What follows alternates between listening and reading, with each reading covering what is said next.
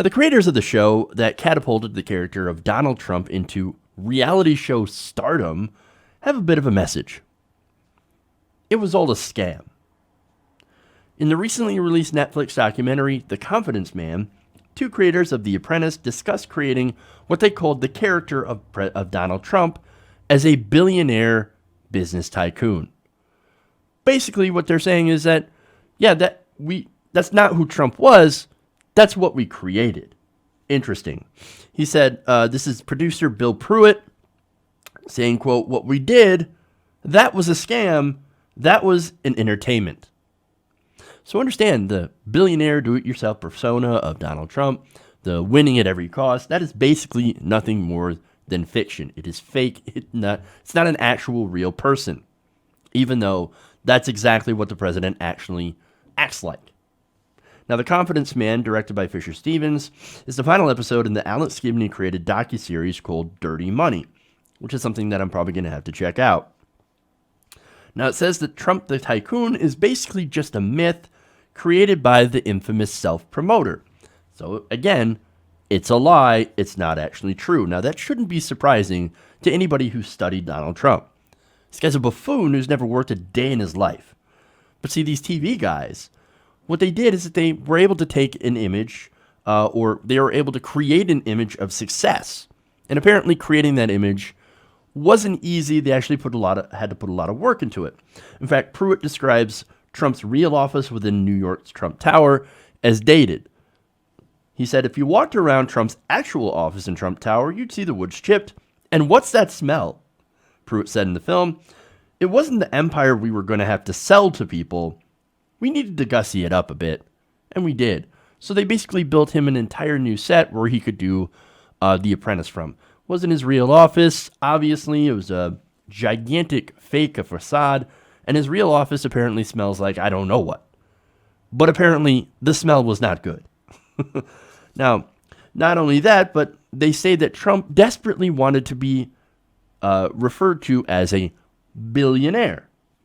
The New York gossip columnist A.J. Benza recalled that Trump gave him dirt on the Manhattan nightlife scene in exchange for making sure to label him as a billionaire. Benza says, quote, he wanted to be paid back in a particular way, regardless of what you mentioned. He never really cared as long as you said the word billionaire. So you could say billionaire jackass and he'd be fine with it because, at least I'm a billionaire. That's crazy. Now, I get a couple of things from that. Number one, that means he is nowhere near being a billionaire. Nobody is so desperate to be labeled a billionaire unless they are in fact not a billionaire.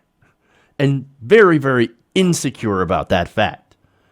It kind of makes you think about the reason that we've never seen his tax returns before.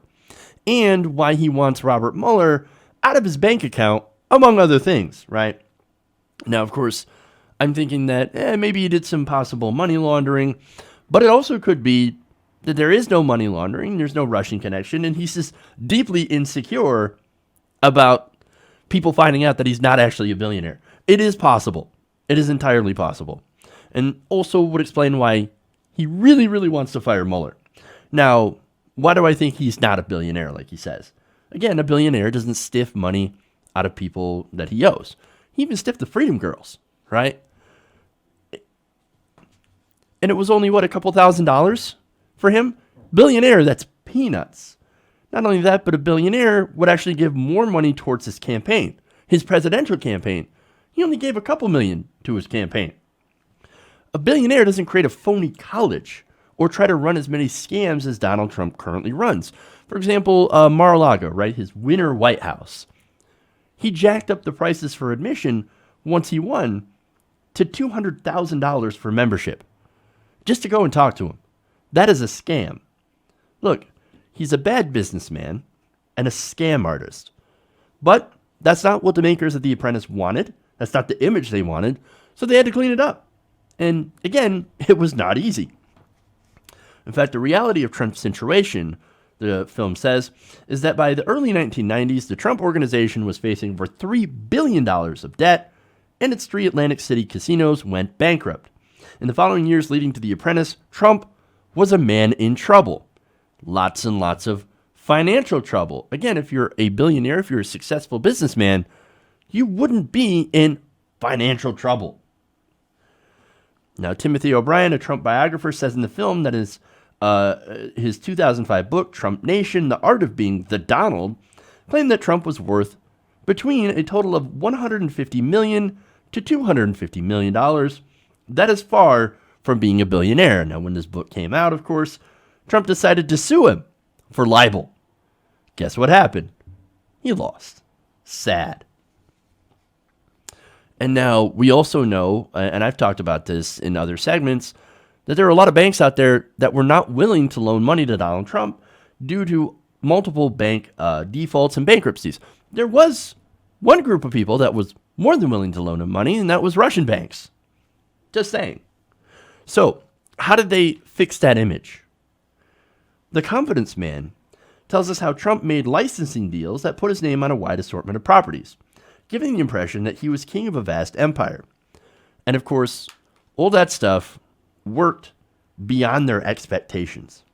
Stevens told People magazine that, quote, Trump's brilliance to me is that he has incredible charisma. He is a TV star and knows how to build his brand. But when it comes to building buildings, he doesn't know how to do any of that. O'Brien said, quote, The Apprentice overnight repositioned him in the American imagination as the embodiment of deal-making savvy, capable entrepreneur, and business success. But again, that was not the reality. At the time, contends the film, few knew just how much Trump desperately needed the show. In The Confidence Man, Apprentice, supervising editor Jonathan Braun asked Pruitt if Trump treated the first season as a joke. Pruitt said, quote, no, it was one of his many things that day to save his empire. Without The Apprentice, he would never be president, and using reality television as a platform improved his image. But that was not who he really is. He is a character like on a TV show. We didn't think that so many people would look at it and go, that's real. This guy's amazing. Unfortunately, these people vastly overestimated at least a quarter of the American voting bloc. And to be fair, he was against another one of the most unpopular politicians in America, Hillary Clinton. She inspired basically no one. So this was a freak election where you had, again, the worst Democratic candidate that you could come up with versus Trump, who, I guess to his credit, does have a lot of charisma and knows how to speak to people, albeit at a 3rd to 4th grade level. So, yes, people looked at him and they said, oh, that's amazing. They bought the lie, hook, line, and sinker. They bought this image, which wasn't at all true. So now why speak out now? I mean, again, it would have been nice had they spoke out during the election. Well, Stevens tells People, we wanted to show that Donald Trump is not a good businessman when it comes to building a company and managing a company. And I wanted to say how scary it is that he is running the country because he doesn't do due diligence on any of his deals. Now, look, I think the majority of the country already understands that. However, to be fair, his poll numbers recently have been going up, and that's not a good sign. I think it shows me that no matter what, to some people, fiction trumps reality. Hey everybody, thanks for watching this video. If you want to see more like this, please hit the subscribe button below. And if you want to support truly independent progressive media, please consider becoming a patron at patreon.com/TYTNation.